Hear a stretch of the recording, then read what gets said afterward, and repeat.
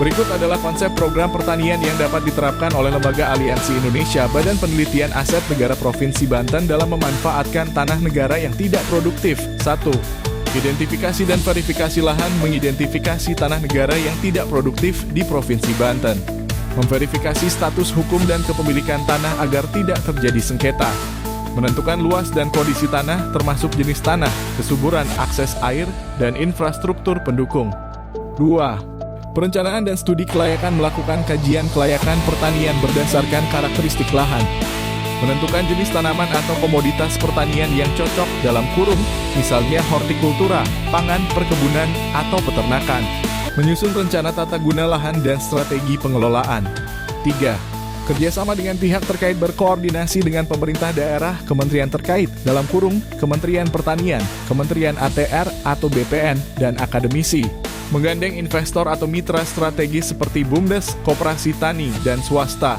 Melibatkan masyarakat sekitar untuk menciptakan lapangan kerja dan pemberdayaan ekonomi. 4.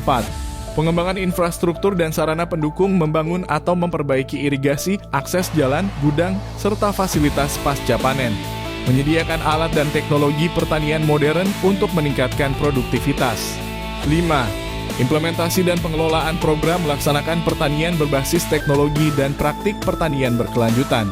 Menerapkan sistem pertanian terpadu dalam kurung, agroforestry, hidroponik, atau peternakan terintegrasi.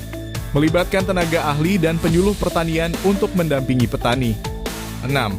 Pemasaran dan distribusi hasil panen menjalin kerja sama dengan pasar lokal, industri makanan, dan eksportir. Mengembangkan model agribisnis berbasis digital dalam kurung e-commerce pertanian. Memanfaatkan BUMDes dan koperasi sebagai saluran distribusi hasil pertanian. 7. Evaluasi dan pengembangan berkelanjutan melakukan monitoring dan evaluasi secara berkala terhadap hasil pertanian. Mengembangkan inovasi dan diversifikasi produk untuk meningkatkan nilai tambah. Menyusun laporan untuk transparansi dan pengembangan kebijakan ke depan.